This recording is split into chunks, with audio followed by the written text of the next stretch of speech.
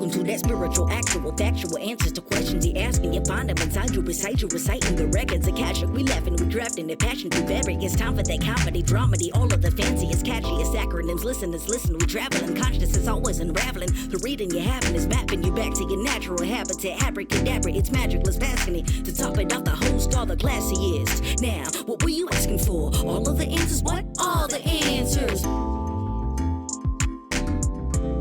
I got my, what do you call them? 11s. 11s. I don't actually have 11s. I have eye bags usually if I'm not wearing glasses. And I definitely get the nasolabial fold, whatever those are called. Nasolabial? Nasolabial fold. That's that. Isn't that crease that goes like under the cheek? Labia are in the old vagina. Also, why are they called labia? Because they are lips. Oh. I didn't know where we were going, and I couldn't. And no word came out of my face. You were like lickable, loving, lovable. Wednesday, I don't know. Labia. Vagina, lips, labia. Labia. Great. We did it. Patella. Patella. That's a kneecap. Uvula. Esophagus. All the dirty sounding body parts that aren't. Well, I mean, an esophagus could theoretically be sexual. Very good. We got a lot of those. Are we getting this Foley? Is this Foley happening? Can you guys hear the Foley we're doing? A little ice. All right, we're going to keep it tight today. We have a very brief but meaningful episode ahead of us. Deep and dirty. Fast and loose, deep and dirty. How was physical therapy, Katie? Okay, fucking hell, Christ on the cross. I'm going to interview you. I got lots of questions for you. Okay, good. Physical therapy was great. I am ambulatory. I'm ambulating. Labial. I'm using my labia to ambulate. You're like a snail. Oh, the sound effect. That was my Foley for the morning. That was your Foley for the morning. My dog had another emergency. She had, this is a fun story. She had radioactive. Poop warning. Poop warning. Trigger warning, poop coming. She had radioactive, bright orange, projectile, fire hot diarrhea that shot straight out from her butthole, straight, not down, straight out for 48 hours. Oh my God. Very concerning. We went to the vet. They gave her some drugs. She has not done that in a day, but she is also not normal pooped. So it's a lot of poop concern in Katieland for my dog. And she's a tiny dog, so like if she's shooting out a lot of poop, that's a lot of body weight going away. Yeah.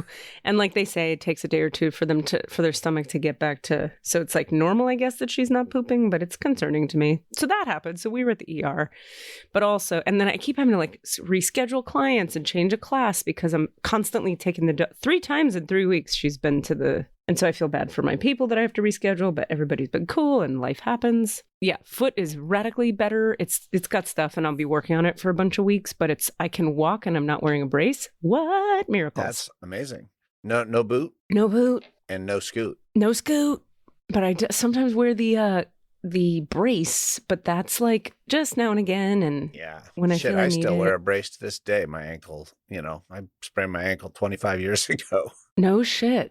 And occasionally I'll be like, I need to wear a brace. Sorry, that's not good news, but ankles, they're rough. They're dumb. I know. My physical therapist is a ninja. By the way, if you live in the upstate New York area, you need to see John Nunez for your physical therapy because, wow, he's really great. And he keeps educating me. He's like, here's how we're going to keep it so that 20 years from now, you don't have to wear a brace. And it doesn't act up on you forever. Amazing. And it's all this stuff that I would never have thought of. And I'm like, oh man, people sometimes give physical therapy a bad rep. Like it gets a bad, like I hear people say like, it's nothing. It's just exercises. I could do that on my own. I don't want to pay a guy. And I get it. But this one he's really good. He like knows stuff and he'll be like, that's because this is connected to that. And this, so you have to do this exercise, but not that one. And it's really good. He's also good with the psychology. He's like, okay, that pain you don't have to be afraid of. This pain you don't want. But when that pain happens, do more of the thing you're doing because that pain is a sign that you're healing. And I'm like, didn't know, would have avoided it. Thank you for the info. Yeah. Which one is which? Yeah, it's really good. He's been helpful. Okay. Other questions for Katie Rubin? Oh, well, I was just gonna. I'm gonna interview throw myself into the interview just because it's connected. I am finally seeing. It's starting with a video visit because Kaiser, but it's gonna take a while.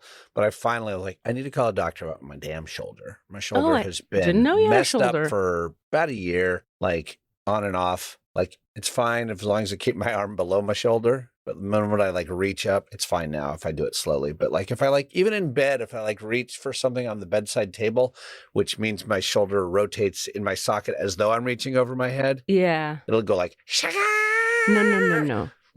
and then like a minute and a half later, it'll go down again. It'll be fine. But like You want to know my theory? yeah. I think you have bursitis. Okay. I'll be curious. Let's find out. Let's find out. Okay, so Katie's prediction is bursitis. We'll take predictions from the air. Yeah, it's just like a twang. It's like someone's like plucking the ligament like a bass guitar string. Oh no, see now I have to I got to start over. New theory. Okay.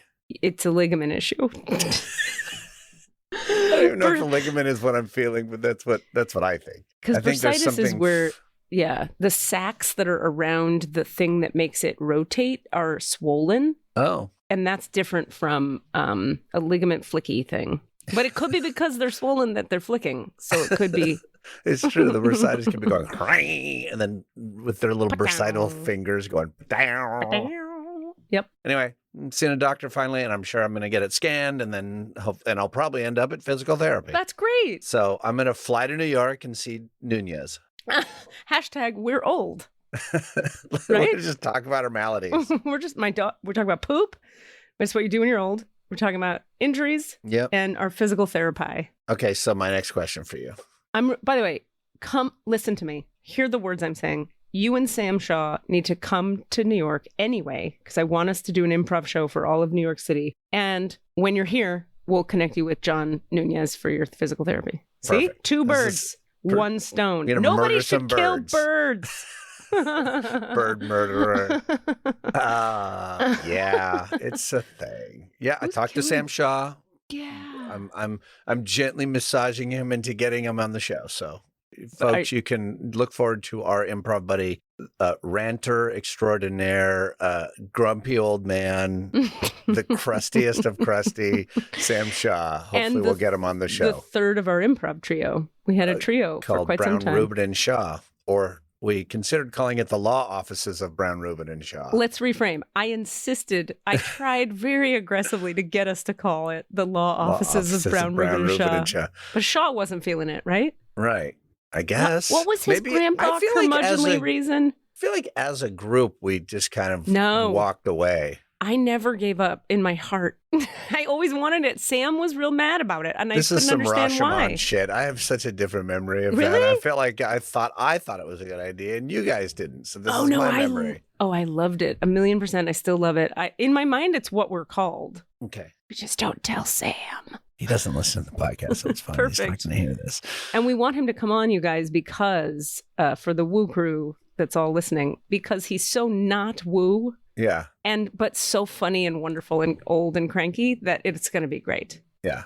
I actually called him out on it a little bit. Well, I didn't call him out. I just was like, yeah, it'll be fun. We sometimes we don't go into the records. He's like, I don't care about that. I'm just afraid of getting vulnerable. I don't do vulnerable. Sam. I was like, I love you so much, my friend. And I just outed him as being vulnerable in a moment. He was vulnerable when he said that. That's a vulnerable thing to say. I know. But it's just us. We're just chit-chatting. Us and all the people 900 listening. other people. Whatever. They're great people. Hey, Woo Crew, we see you. High five, Woo Crew. All right, now back to me. Wait, throw the high five up. Ready? 1, 2, 3. High five. There. Did it sound like a high five? I didn't hear it at all. I still can't hear it. You're not hearing Why that? Why can't I hear that? Do you hear that? Barely. Weird. Anyway, who cares? I do. Okay, Katie. Yes. You did a show. I did do one. It sounds like a new idea of a show for you. Yes. You've been doing stand-up, and you've been doing group healings, and you've been doing one-woman shows, and you've done some online, and you've been doing healings online. But this time you took it all and you smashed it up into a little woo ball. Mm-hmm. A ball of woo. Woohoo. It was spiritual. Did it work? It worked so well. I'm so happy with it. It was spiritual teachings or like healing teachings mixed with Dick joke, dick joke, dick joke, but not always about dicks. I say dick joke as a catch-all term that means inappropriate words that are funny. Right. Okay. Mixed with, we did an energy healing, and it was a pretty powerful one. Like, I got a lot of messages from people after, like, how do I integrate? Holy fuck, I'm on another planet. I saw my grandmother. Like, crazy shit happened. I was so happy with it because you know the feeling of, like, you try a risky thing and you're like, I'm blending these 3 crazy things. Do they work? Can this happen? Yeah. I didn't know. I hadn't tried it. You know, a lot of preparation. Preparation H for my hemorrhoids, but also just preparation for the show. I don't have hemorrhoids. And I really had a fun time. You know, the main thing, of course, is like on Zoom, it's not ideal. Like, it's my face in a frame. And, you know, Rami's point of view was like, you were great. You did the best you could, as anyone I know has ever done with this format. And the format is, you know, it's not you on stage. It's not the same. Right. But other than that, they liked it a lot. They loved it. They said it was great. And I just felt good the whole time. I felt alive. I felt on purpose. Felt like, oh, this is who my soul is. I'm doing my soul work right here. And then afterwards, you know, and we had over 100 people, you know, and that was great. And the people who produced it, my new buddies over at OMA Pittsburgh, if you live in the Philadelphia area at all, or the Pennsylvania state, the state called Pennsylvania, That's the what you meant to Pennsylvania say. state. If you live in the Pennsylvania state and you're into trauma healing and or anything of the woo variety, they integrate like lots of different teachings and speakers and lectures on trauma healing. Check out OMA Pittsburgh, OMA. John and Gail over there, nicest folks in the world. I feel like I just gained like new members of my personal family. They're just like delightful human beings. They loved it. They're a little bit older than me, so I was a little worried that maybe it would be a little too edgy, but they did not give any fucks. They loved it. They have such great sense of humor, and my pitch to them was that we do this regularly, and they're into it. Nice. So it feels really nice to not be, one of the most exciting parts for me is just to not be doing it alone. Uh-huh. Like, I'm always self-producing and I'm always figuring out a way, and I'm always doing, these guys are like, get what I'm doing, like what I'm doing, and want to do more. Whereas there's been so much in my life where I'm like convincing a theater, okay, I promise these people are I swear I have to like get them to get it. These guys are like, oh, we get what you're doing. Oh, that was great. That's just what we want here. And it's like, wow, what a nice feeling, you know? That's great. Yeah. So it went really well. And now, by the way, anybody listening who, some people have been confused. If you bought a ticket and couldn't make it, or if you bought a ticket and did make it, but you want the recording, the recording has already been sent. Just look in your emails for an email from info@omapittsburgh.com. info@omapittsburgh, because some people have been like, oh, when's the recording coming? And I'm like, it came on Monday. But I think people aren't looking for that. They're like, I don't even recognize this email, so I delete it or something. So yeah. Is there any option of people buying a ticket now to see the recording? Yes. What you can do there is you just pay me. You're just going to Venmo me at Katie the Rubin, $25. And then I forward it to the email that is associated with the Venmo. Cool. Yeah. Thanks for asking. It was really cool, man. It felt like, you know, on topics that you and I talk about a lot, like to our point, it was one of those things where, like you were saying a few weeks ago, you were like, yeah, did some performing, still love performing. It's still the thing. That was what happened, is I went, fuck, this is great. Like, God damn it. And it was like extra great only because it was such a risk and I didn't know if it would work. That it worked, and people, it was the right audience for it too. So the fact that it all just kind of gelled, it was like the performing part felt really great, but just the content working as a unit was really fulfilling, satisfying thing. So it was great. It was really great. It kind of sounds not too dissimilar. It's like a scripted solo version of the podcast, like some dick jokes, some healing, some teachings. But it was tightly scripted also within That's correct. That's so true. And, you know, to that point, I have this vision I keep meaning to share with you where I'm like touring the country, doing the show, and then I'm meeting up with you. It's like I'm Tuesday, I'm in Pittsburgh doing the show, and then I fly to California for Thursday, and we do a live episode of the podcast, and 2,000 people come, and the show helps the podcast grow, and the podcast helps the show grow, and that's what we're doing. That's the business. Well, I'm going to add to that. You fly to Pittsburgh to do your live show, which is the Katie Rubin scripted whoop-de-whoop, show. And then the next night is a live taping of the podcast in Pittsburgh with me flying out to be there. Even better. Even better. I just think I want to travel too, Katie. It's so. Oh no, that's what I meant. No, I meant we're both traveling. No, yeah, gotcha. Totally. Yeah. I meant like we're both all over the country, and I'm like, I'll meet you in Chicago on Wednesday because we have that show in Indiana, but I have to head to. That's my plan. Got it. I'm in. Let's do it. Cool. Well, we had talked today about following up because we got so into the topic last time that we didn't get time to go into the records. So it's kind of maybe a part ducks here. That's really an old that's a wavy gravy phrase. That's funny. Instead of part deux, he always would be like, part ducks. He's funny. I like him in retrospect, never having met him. I'm enjoying the... You like the concept of him. I really do. Like, I get his vibe. I also have to tell the listener, I like your beatnik thing you have going on today. You've I'm got wearing like a slouchy skull cap. And a turtleneck, black. Yeah. It's a green zipper sweater that's totally looking like a turtleneck. Oh, it looks black over here. Yeah, well, it's that lighting thing we were talking about. Boom. Anyway, you look very boho, very like you're going to do a slam poem. Can you, I would like to request an improvised poem, please. Oh, yeah. Give me, topic? Here, I'll open my book and I'll page through my book. Which title that... You're going to do the poem entitled Sandwich Living. Sandwich Living. Hold on. Let me turn the page. It's Foley Day at the podcast. I can't hear it at all. All right. Well, let me do it for you. Nope. Sandwich Living. Oh, here it is. Sandwich Living.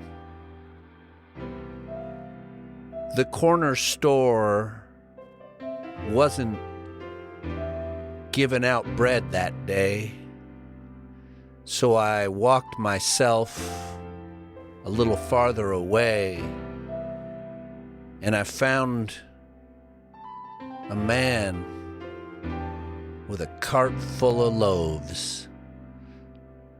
So on that single day, I knew I was sandwich living. Meat in the middle, I ain't got none. Tomato slices, nah, son.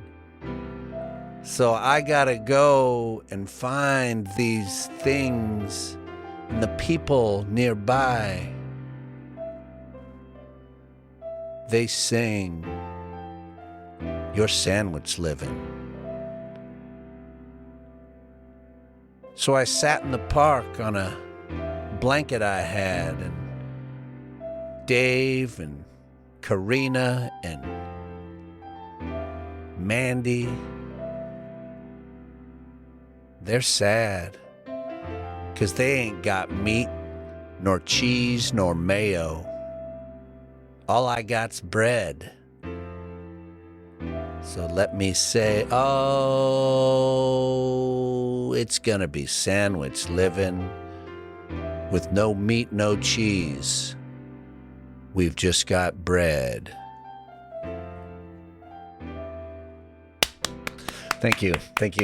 Oh my God, I'm actually very impressed. Yeah, I decided, it was a really conscious choice to end without the rhymed couplet, because I felt like you were working against type. You gotta work against the energy of the form. Clearly. For sure, yeah. Dude, you nailed that. Yeah, thanks I feel like you should give me an improv assignment now. Like I have to now succeed at try to aim for your levels of glory. That was very impressive. Well, I believe, excuse me. Are you having puberty now? I am. It's about time. You have a brief essay that you wrote on the using. I believe I was just looking at it. Using bottle caps as a metaphor for healing. Don't you? That one? Yeah, we call that cap rap. Oh, it's a rap. I didn't realize that. No. Oh, no, good. No. Like rap as in chatting. Oh, okay. Like we're having a rap. Could you read that essay for us? It's Yeah, pretty good. Thank Here, you. hold on. I see that you have your book there. Yep. Let's see. Is it this page? No. Chapter. Okay. There it is. Okay. Oh, thank you. Yep. Got it. Yeah. Bottle caps as a metaphor for healing, aka cap wrap, in essay form. You son of a bitch. Given this current state of the international consciousness movement, we at the Center for Spiritual Integrative Holistic Yearnings felt it imperative to discuss the inherent nature of healing as it pertains to the modern era. Given our country's history of industrialization, imperialism, systemic racism, we felt it important to include in this discussion a narrative on the topic of the relationship between the factory system and one's journey toward ascension, integration, and wholeness. When one is working the factory line, one's days are spent capping bottles. For example, one bottle after another. Cap, bottle, cap, bottle, cap, bottle. Which causes one to become habituated to and presupposed to assuming that the next bottle will come. Sorry, I misread that part. Assuming that the next bottle will arrive and I will automatically, unconsciously place a new bottle cap upon its top.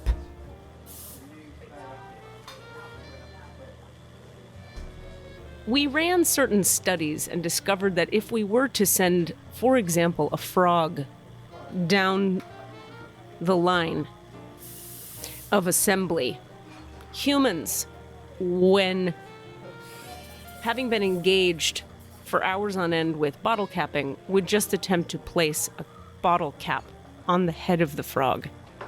And that's when we understood consciousness, awareness, awakening, all of which are integral to becoming whole and healing the soul. Merging the emotional body back into holistic union with the spiritual body necessitates presence of being, not just presence of mind.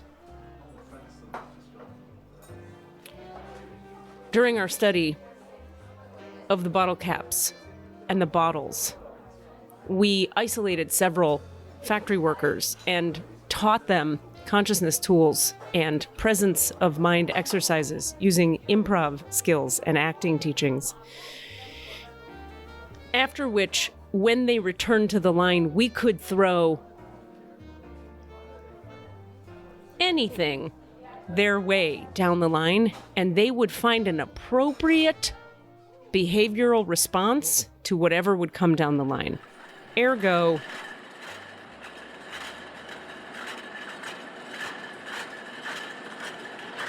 one cannot go to sleep on one's present moment. One must be awake at all times. That was phenomenal. I honor the person who chose to publish that, because they were right to do so. Yeah. And the study is stunning. I'm at a loss for words, frankly. I want you to know something important, which is the long pauses inside of the sentence were written into the essay. There are ellipses everywhere. And that was a conscious choice. Well, that was meant to, there's a footnote at the end of the essay that says, everywhere there's an ellipse, we encourage you to go back and take a deep breath and really be present to what's been said. So that's why those pauses are there. It's very effective. Thank you. Thank you. I appreciate it. Yeah. That was published in Weight Watchers Monthly. Interesting. Mm-hmm. Yeah. Great. Mm-hmm. You got to get your word out everywhere. There was a Cheetos ad to the right of it and a low-fat. Seems odd in a low-fat cottage cheese ad to the left. Well, that's the American system. They say, like, buy this pie, but also lose weight. That's what we're all dealing with our marketing. Yeah. So that's how they. Yeah, man. That was fucking great, Katie. Thank you. I'm really tired. I smelled smoke. There were so many gears turning so hard. It was so awesome to watch. The frog Thank you part for doing that. Really snuck up on me. Yeah. But you know what's crazy? Like, you made the points. I hope so. Like, I mean it. Like, I'm in. It's, all right. If it was true, but it's true. It's totally true. It's totally true. But I was finding it in the moment, trying to find a way there. Yeah, we got to stay present, or else you'll bottle cap. You can't do anything mindlessly. Yeah. Or too habituated. Right, unconscious. We go to sleep and we habit. That brings me to, like, I heard a study referred to the other day on was it Armchair Expert or some other thing I was actually listening to. I don't think I've ever heard of that podcast. I can't help you. I'm sorry. It was actually maybe Smartless. I can't remember. Anyway, they were talking about this thing where when people are backing up in their car, there's so many accidents happen when we're backing out of a parking space because your mind has a habituated. We were talking about this. You said this like last week or the week. It was last week. It was part. Okay. Right. That time we were talking about when you get within 2 miles of your home and you go to sleep on driving because you have an accident. Yeah. Because you have the pictures. Because you're just it's like, this is always like this. So you can't see the new information that comes in your frame in the form of, like, a deer running across the street. Yeah. But this is very similar. But there was some study about the percentage of people that get in accidents just backing out of a space. But it's the same idea where you're like, when I back out of my garage spot every day or whatever your spot is, my mind knows what's there, which is nothing. I can just go. Right. There's a mailbox there and there's a bush there. It's always there. Yeah. Yeah. So when new information is introduced to that image, the mind just goes, no, it's not happening for a second, which is why we have to be, like, uber aware. And I find myself doing this. Watch yourself next time okay, I'll give you an example. Today at physical therapy, I'm pulling out of my physical therapy spot and I'm real casual about how I'm backing out. I look left and right to make sure there's nothing coming, but I'm aware, I'm watching, like, the nature of my left and right look, and I'm realizing that wasn't fully thorough. I'm making some assumptions in this. I could see, like, do you know what I mean? I was kind of half asleep on it.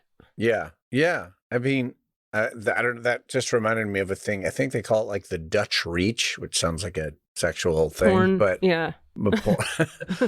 I'm totally made up the phrase. It's called something like that, though. The Dutch reach around. The Dutch reach around. Yeah. The double Dutch reach around. And it's because we turn off our engine and just open our door usually, because that's our habituate. But that's our habit. That's the word I was looking for. Uh-huh. And they're trying to train people to open their driver's side door with their right hand, which turns your body, which then forces you to look at your rearview mirror right before you open your window. It's to stop you from car dooring bicyclists. That's great. And but it's not like saying always check for bicyclists, because you're not going to do that, because that's not what you're having. But if the habit is to turn the body, open with your right hand, then you automatically look in your rearview mirror when you turn your body to. That's really good.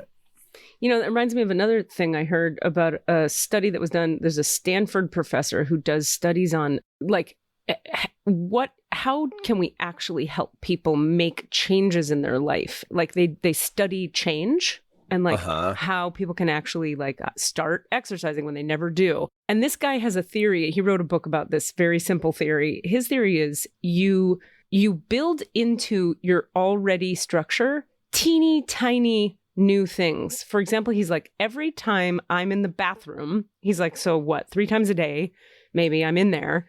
He's like, because I know I'm going to go to the bathroom already for sure every day. So I don't have to feel anxious about adding a workout regimen to my day, because that feels overwhelming. And I go, well, I don't have an extra 45 minutes. And when am I going to do it? And do I have to drive the car? Do I bring my shoes? Like, it brings up stuff for people, right? But if every time you go to the bathroom, before you pee, you do 10 push-ups. And after you pee or poop, you do 10 more. And you just build that into every time you pee in your bathroom.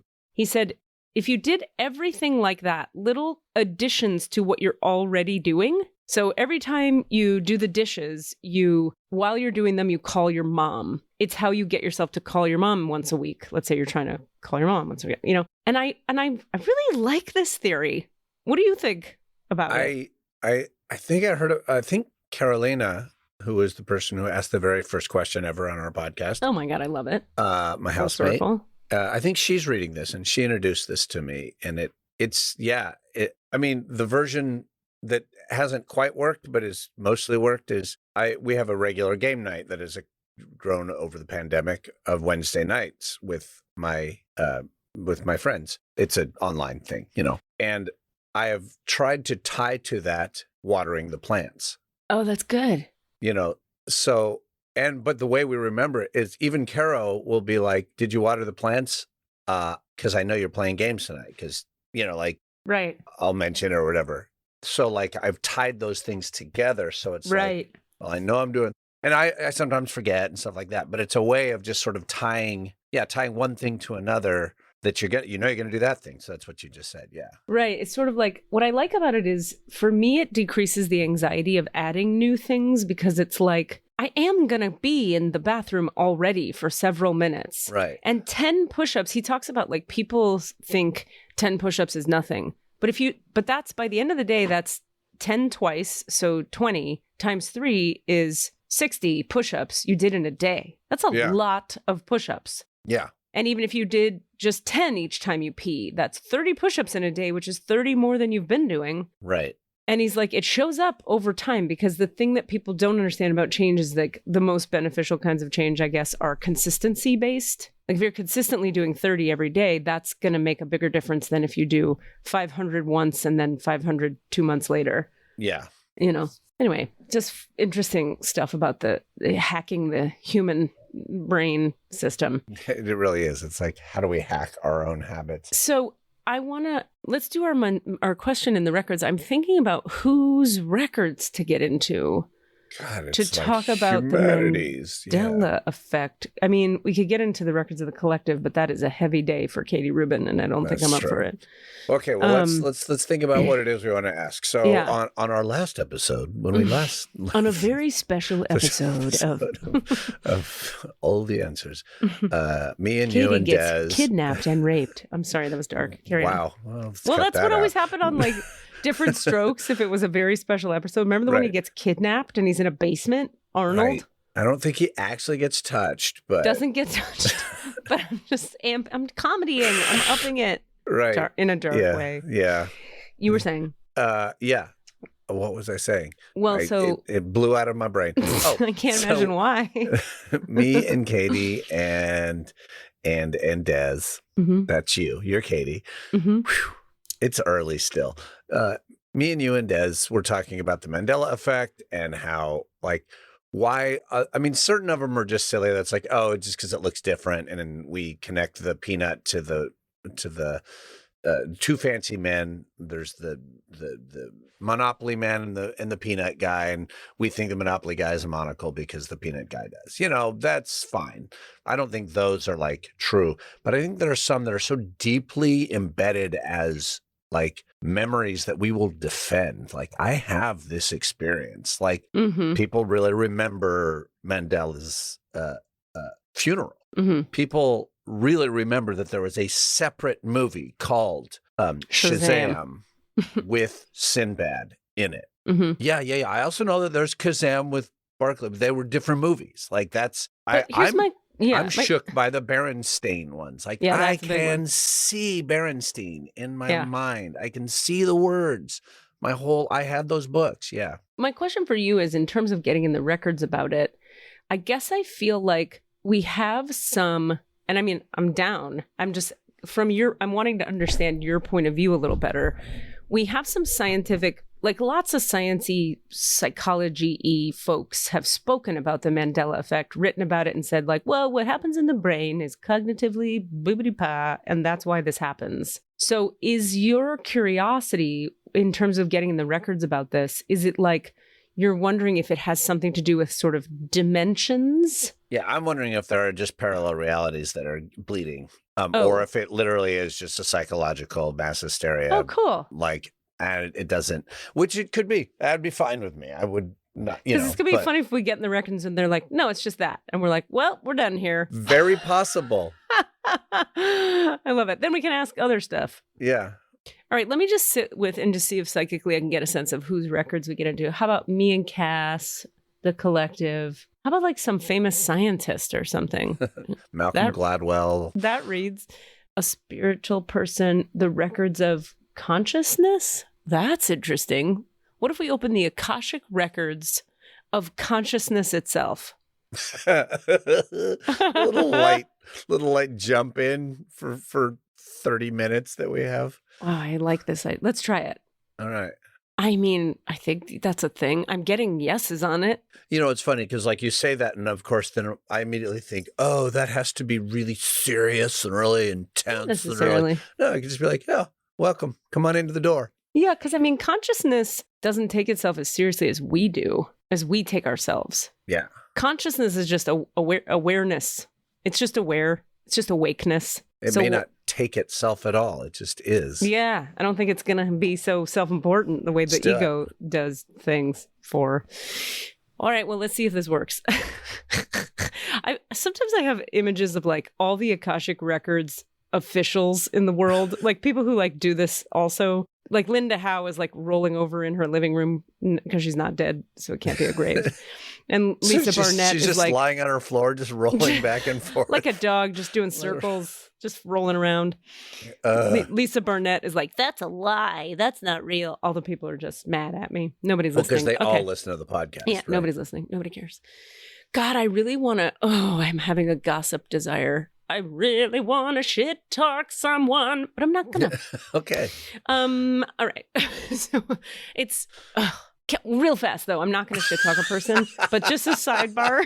A sidebar is this came up in my show, and you know what's that called? Bader-Meinhof frequency illusion, where you go like, oh, I see a punch buggy. And then you start noticing and everywhere the same thing everywhere you go.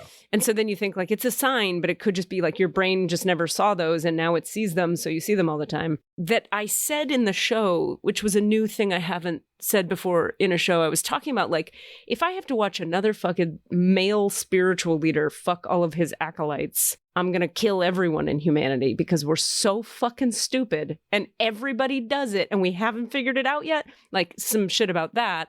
I mean, I have only interacted with 4 people total, maybe 5 since the show. And it has come up from their mouths to me, spiritual leaders fucking their students. Every conversation, and those are people that didn't see the show. Wow. And I'm like, what is going on with this topic? Okay, anyway, I could ask consciousness about that too.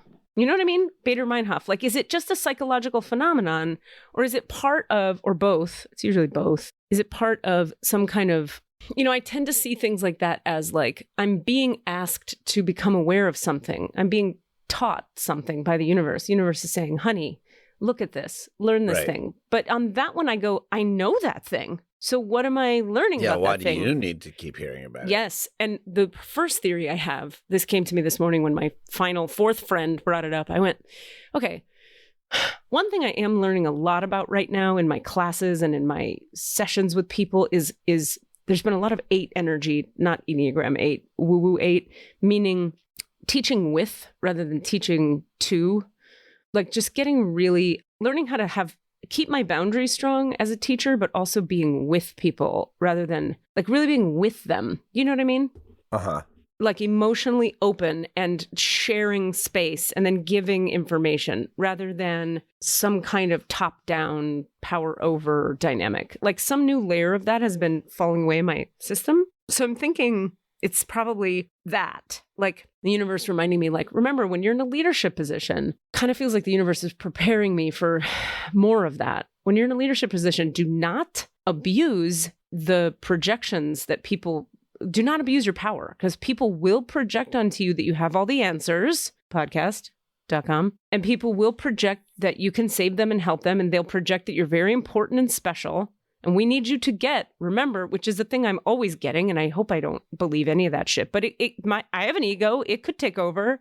And I feel like if you ask me what's your first interpretation of that message, it's that. Now, why it's coming in the form of like, don't fuck your students might just be because they know that'll get my attention. That's just also, sorry, I have something stuck in my throat. So if I'm making weird sounds. Please don't die. Take your that's time. just the most, that's the most obvious and egregious version of that. So I think so. So that, I would guess that would be what that's about. Yeah, staying humble, staying open.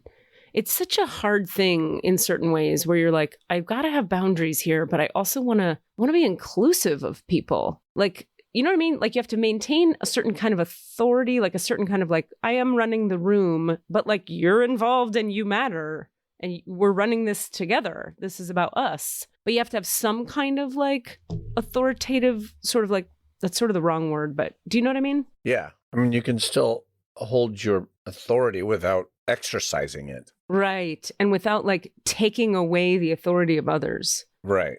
You don't have to be like, I dominate. You can be like, we're doing this thing. And also here are the rules we're going to play by.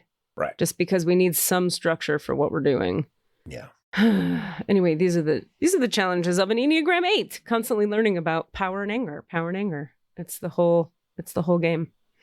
All right, great. He's like, yeah, get in the records. Shut the fuck up. All right. Just for your sake, I'm just going to say 32 minutes. Well, you have to 30 teach minutes. right? Do you want to be literally finishing, or should I No, warn we can you? stop at 2 minutes till. Like if we're donezo at 2 minutes till, I just have to pee real quick and then I'll go right into. Oh, okay. Yeah, thank you for asking though, because this is a real easy class on my nervous system. If it were a harder one, I'd be like, yes, give me 10 minutes. This one's my easy peasy. I'll give you a warning at like 9:53. Wonderful. I love that. All right, I'm just closing other things so I'm not distracted by things. All right.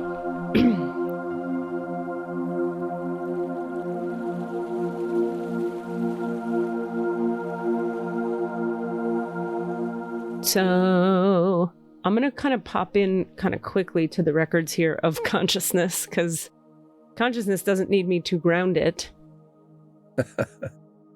You don't need to lead consciousness through a meditation. Yeah, so I'm just grounding myself a little bit, opening my root, sending a grounding cord, receiving some light up into it, anchoring my roots through the bottoms of my feet, allowing a river of light to come up from the earth through my grounding cord into the root, down through the legs, down through the roots. Tripod grounding system. Letting my heart soften a bit, letting the midline open, relaxing my mental grip on my thinking apparatus, opening the crown. Yeah, I'm asking consciousness and divine light to expand my awareness, my energy field, so I can perceive in a broader, wider way. Yeah, okay. And so we do acknowledge the forces of light, asking for guidance, direction, and courage to know the truth as it is revealed for our highest good, all of us, and the highest good of everyone connected to us. Holy Spirit of God, protect me from all forms of self-centeredness and direct my attention to the work at hand. Help me to know consciousness in the light of the Akashic records. Help me to see consciousness through the eyes of the lords of the records. I don't even know if these words are antithetical to one another, but let's try. And enable me to share the wisdom and compassion that the masters, teachers, and loved ones of consciousness have for consciousness.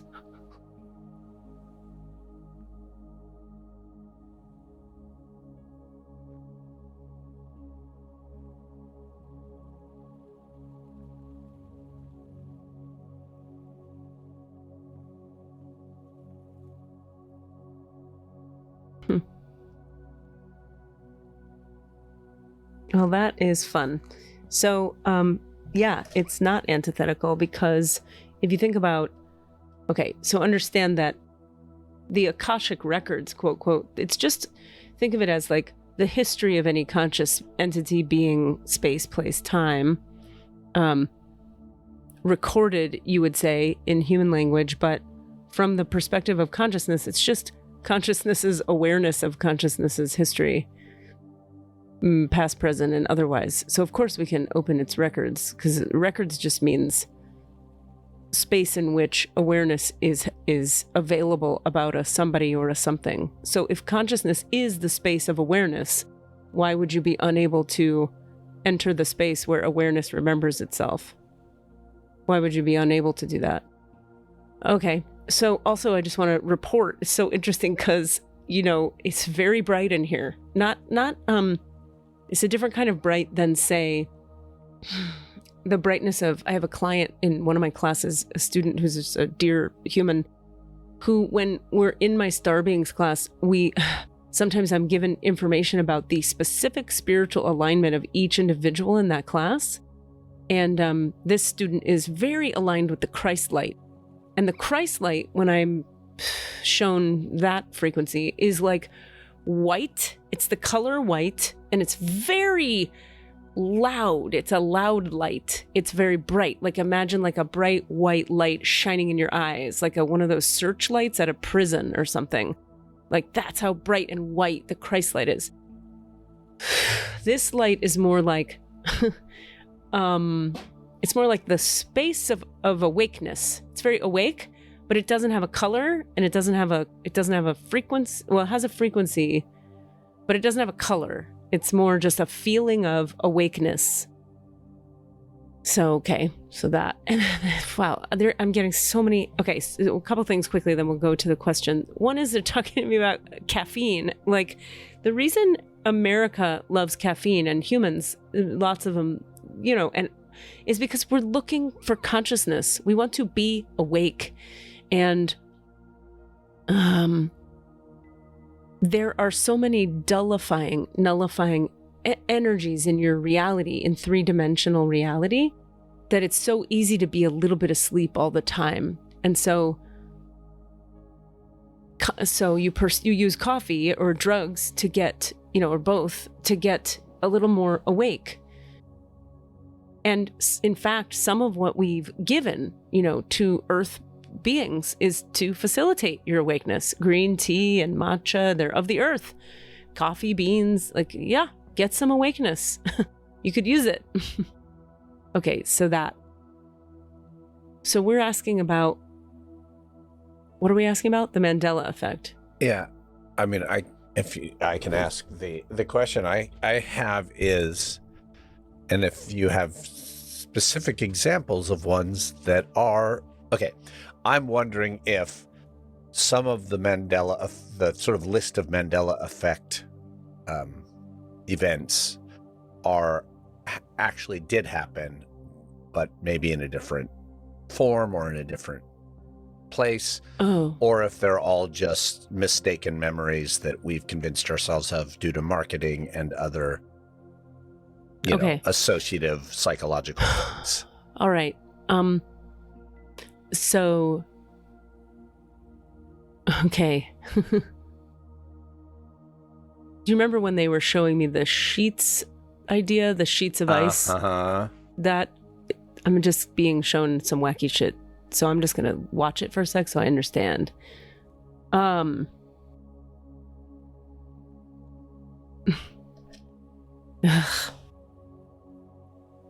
So like, it's like they give me a bunch of info and then I have questions about pieces of it. So I'm like watching and asking at the same time. So there's a lot happening. Let me start one thing at a time. So first of all, yes, there are folds in space-time, meaning, okay, your race of beings, you make it very significant and you make it quite important that there are other dimensional realms of consciousness. And that's because, generally speaking, you, for survival of the nervous system and of your species, you have to focus a lot on 3 dimensions. for nervous system survival and physical body survival. So it's necessary for your form that you narrow your focus. Okay. However, many beings that live beyond the human form, all the beings that live in more dimensions than you tend to as a race, they're multi-dimensional all day, every day, every minute. I mean, many of them, not all of them, but many of them. So they're folding in and out of this and that, and things are not linear, and they don't expect it to be linear. So none of this is confusing or a question. It's just, yeah, it's this dimension or that dimension, and you go up, down, left, right. It's just all everywhere. So for humans, because it seems like such a big deal, the idea that like there could be a fold in space-time and there could be some people living in several dimensions at one time, this is a question. To other races of being, they would just say like, yes, a fold in space-time. It's fine. It's just a fold in space-time. Meaning, specifically what it means is,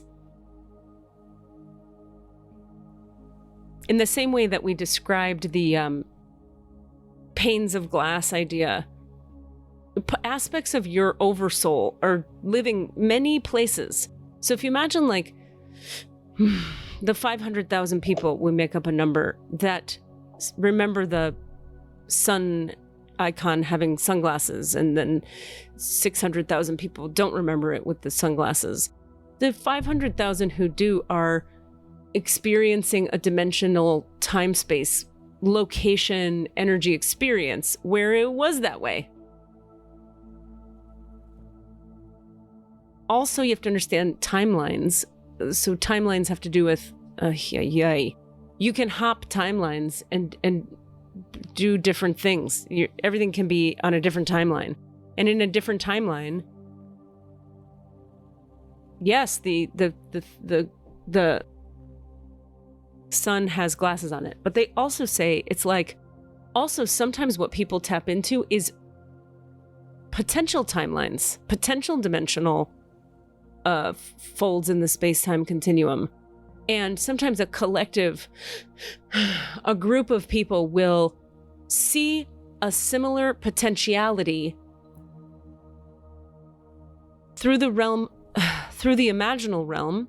Okay, so remember that, okay, you've got the human being, and then you travel back in consciousness, or you could say to a subtler level of consciousness, into the realm of imagination. Then beyond imagination is the subtler and subtler realms of unity, okay?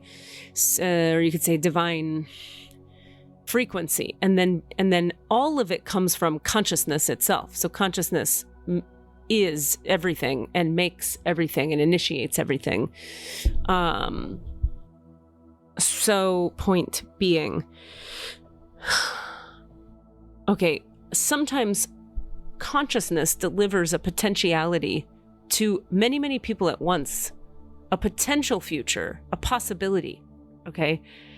And many people perceive it at once. And those who choose to pluck it out of the air and bring it into form, pluck it out of the air and bring it into form. But it was given, say, to, we'll make up a number, 500,000 people, so that could potentially come into form, because why not? It just existed in consciousness, and 500,000 people saw the potential of it, and some of them saw it and then decided, oh, that's real because I saw it. Right? Are you with me so far? Yeah. So the point being, when you make one thing a real thing and one thing a not real thing, that's where you need all these answers. That's where you're confused, because it's no more real that the sun has the glasses on than that the sun doesn't. The only way it's more real is that what happened in 3D time space is a company put no sunglasses on their thing. They plucked out of the realm of consciousness, from all the infinite possibilities of how their sun logo would look. They plucked one and chose it. But we, the beyond, the realm of consciousness, gave to the collective many ideas for what the sun could be. Then for me, Katie, that brings a question of like, but why the specific thing of sunglasses on the sun? In other words, if we're talking about the infinite possibilities of everything, well, then shouldn't there be 500,000 people that are going, no, the sun had a top hat on. No, the sun had a coat on. You know, why Why is it just the sunglasses that we always remember?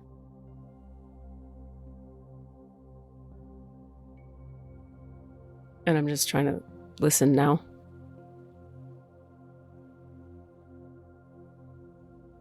Okay. The sunglasses option makes sense to your logic mind more than the coat or the top hat. So if it makes sense logically because of another image you're familiar with, because of history, because of your experience, you're going to remember, quote, remember it more vividly.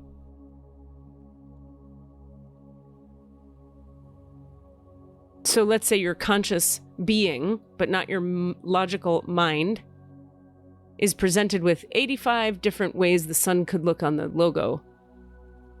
You'll remember the one that makes the most sense based on other images you've seen. But that doesn't mean there weren't 85 ideas given or 85 possibilities that could come into being in the 3D form. Part of what happens is all of these ideas, they all exist and they have consciousness. For example, to your earlier question, you could open the Akashic records of the consciousness of the sunglasses wearing sun on the logo of Raisin Bran that never came into being. Because that thing, that idea, that energy is a consciousness. It exists in consciousness. Consciousness is just beingness, awareness of itself. So if a thing is aware, if a thing can be thought, it exists. Consciousness, you guys tend to think conscious means like has a body, has a nervous system. It lives in 3D time space. There's many more things that don't live in 3D time space. They don't need to. You guys have a tiny little experience, but you like to make everything be like our experience is like this. So that's what things are. Well, in your reality, they are. Okay. Other questions? I mean, do you have anything else on that, Cass? Yeah, I'm trying to think if I do. I mean, my brain's a little broken right now. I'm noting that, like, there's, my judgment self says, like, well, but why would consciousness spend time on such a tiny detail? Like, because everything is everything and nothing is. Well, okay, good question. It doesn't take time or energy in the realm of 25 dimensions. Think about, you live in 3 dimensions, and some of you who are spiritual, maybe 5. And if you're real out there, 9. But you spend most of your time in 3. Consciousness is, it's infinite dimensionality. So if you are infinite dimensionality, there is no time, space, energy. There's just isness. So it doesn't take time, quote, quote, to do anything. It's just every eventuality or possibility exists. So there's no effort required. And, oh boy, this one feels harder to say. Let me drop in. Here we go. Think of,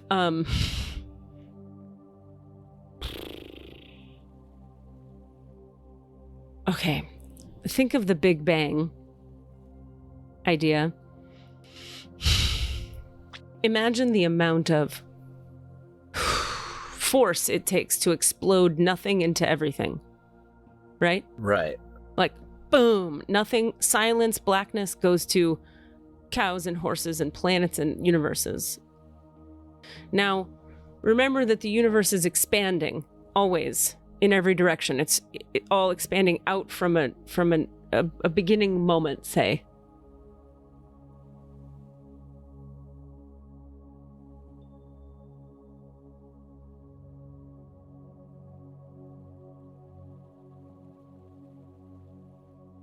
Well, I can see it clearly. I don't know if I can say that.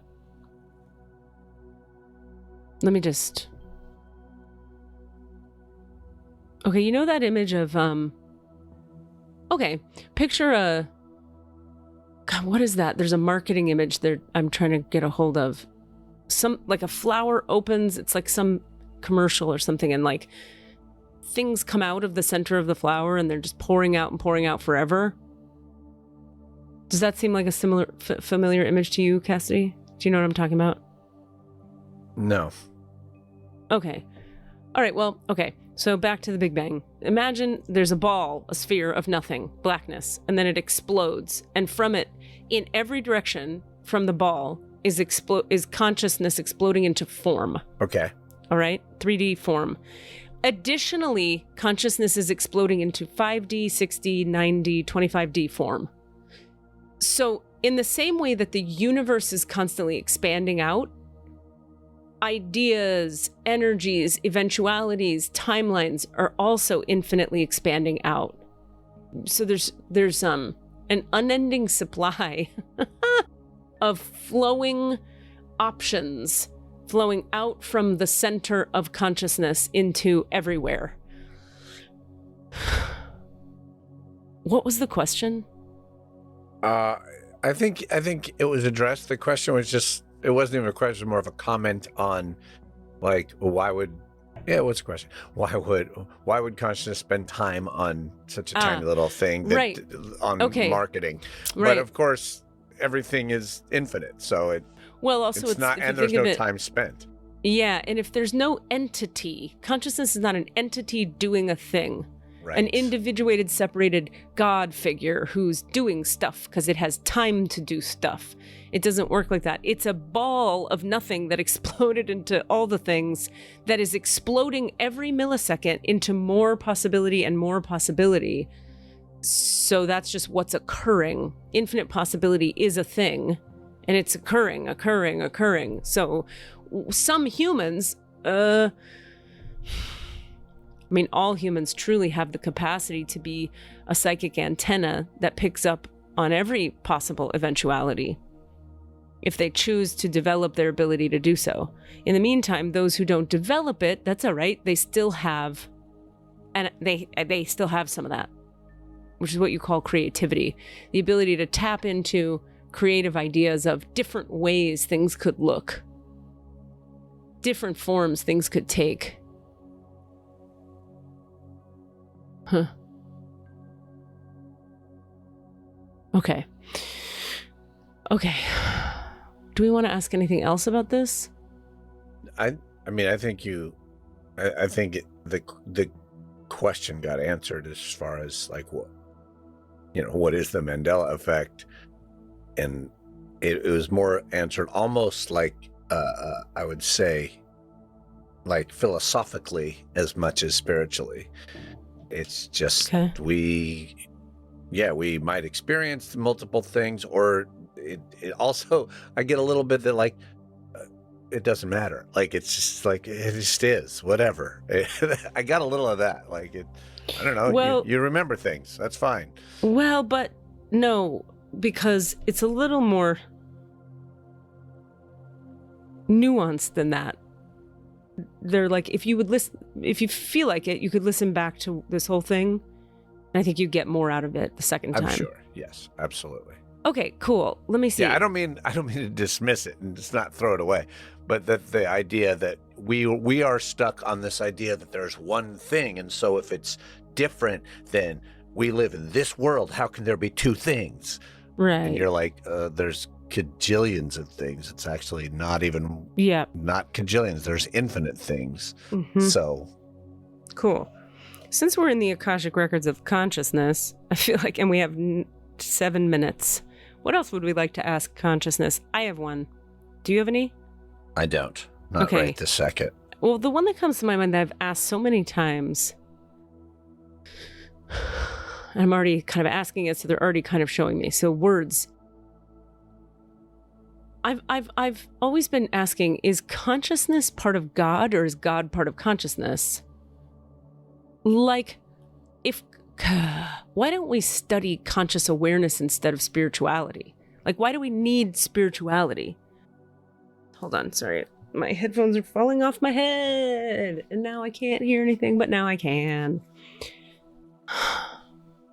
So what do human beings need spirituality? No. Do some human beings need spirituality? Yes. Is spirituality a construct? No. So spirituality it just is. kind of. I'm just going to poke at this for a minute. So spirituality comes from consciousness. Yes, and does consciousness come from spirituality? Definitely not. Okay. So what is the value? Do we need to be, is it more valuable for a human being to explore what is it to be conscious? How do we become conscious? Than for a human being to explore how do we become spiritually awake? No. Okay. Are they like two different vectors? Yes. Okay. So they do two different things. Yes. In fact, they do several different things that are different from one another. So they're showing me one piece is, as an example, is like, is that something to say out loud? So much input.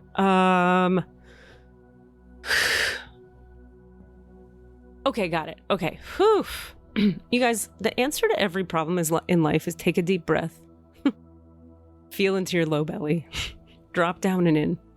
And just like slow down and feel more. And then, man, everything is right there. It's so cool. I get sort of like wound up and I tighten and then start to leave my body and it's like, oh, no awareness there. Spirituality, human beings, you have to understand that the human organism, it's a vehicle and it has different parts. It has physical parts, it has emotional parts, it has spiritual parts. You want the vehicle of the human system to be functioning well so that you can, so that the soul can progress in a functioning vehicle. And so that the soul can progress, which is to say, conscious souls are moving forward in a process of awakening so that they can become more conscious and therefore more capable and therefore more advanced and therefore more aware and therefore more potent and therefore more generous and therefore more useful and so on.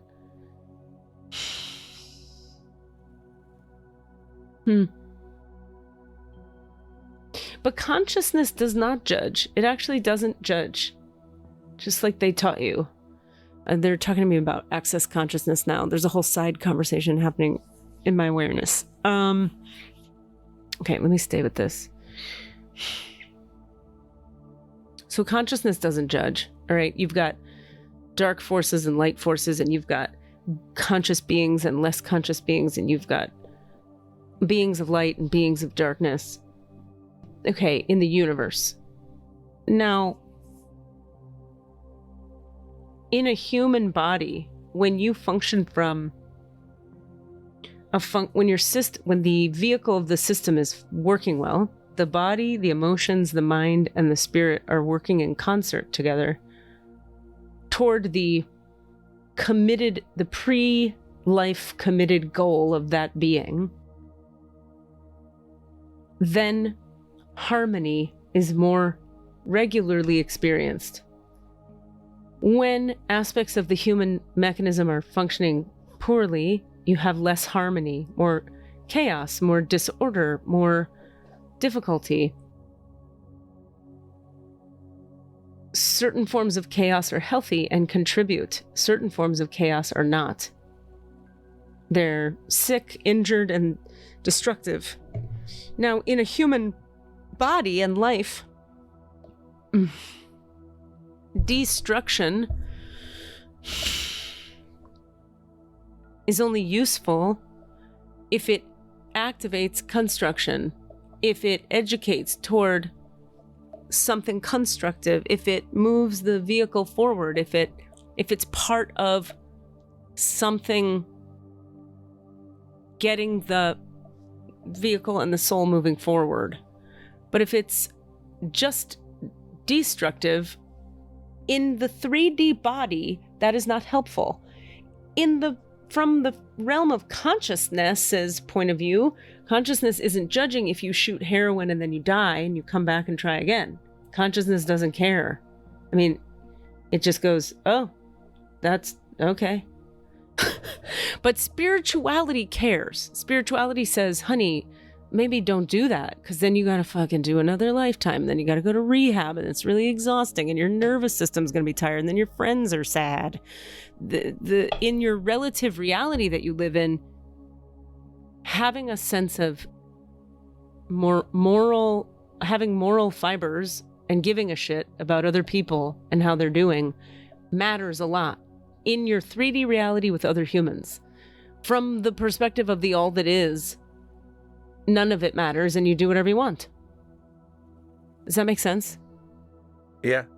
Okay, now, does that make sense to me? Yes. Okay, so then one more question. Do we have time?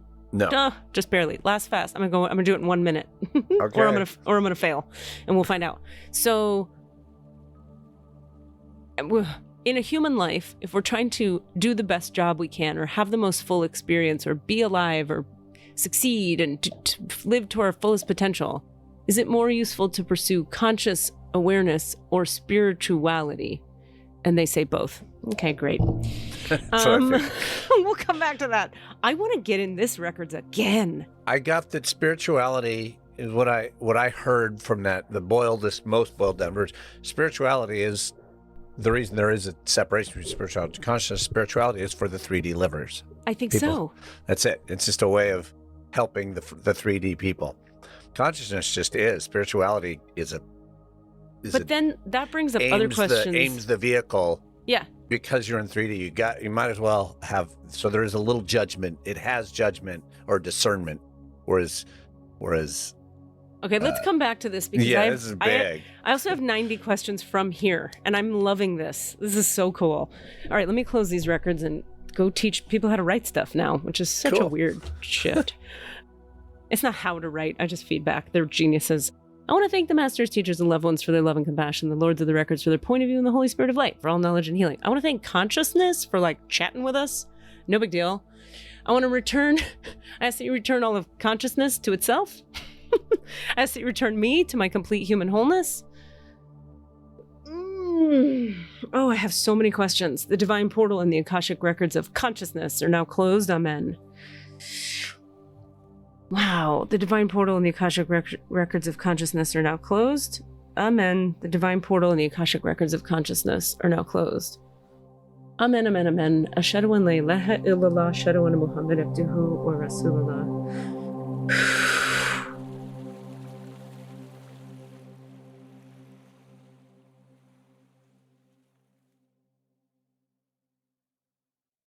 Okay, I really loved that. I'm so glad you and Des poked us in that direction. How fucking cool. That's great. I love it. You. I'm excited. We'll pick up more on that. Do your work. I love it. Check out our Patreon page. By the way, a buddy of mine in Michigan said he joined our Patreon. That means we have 5 or something. Yeah, maybe more. Let's see.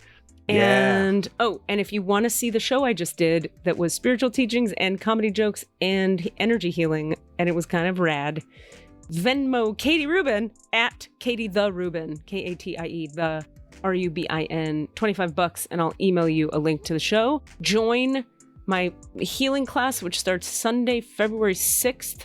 It's called Highest Level Healing, and our focus on this one is stepping into your future self, and we're going to learn your human design, your Enneagram, and your astrology all in 7 weeks. No big fucking deal. I love you. I love you. Do your work. You're going to go do your work. I'm going to do it. Bye. Bye. What are you asking for? All of the answers? Say what? All of the answers? Yeah, all the answers. Hey guys, thanks for listening. We'd love to hear from you. Please email us with your questions so that we have questions to answer in the Akashic Records. Our email address is allanswerspod@gmail.com. That's allanswerspod@gmail.com. And if you'd like to find us on Facebook or Twitter, it's @allanswerspod, @allanswerspod. Thank you. Mixed and edited by Desmond McNeese for We Mixed It, LLC. Go to whatsoundsawesome.com.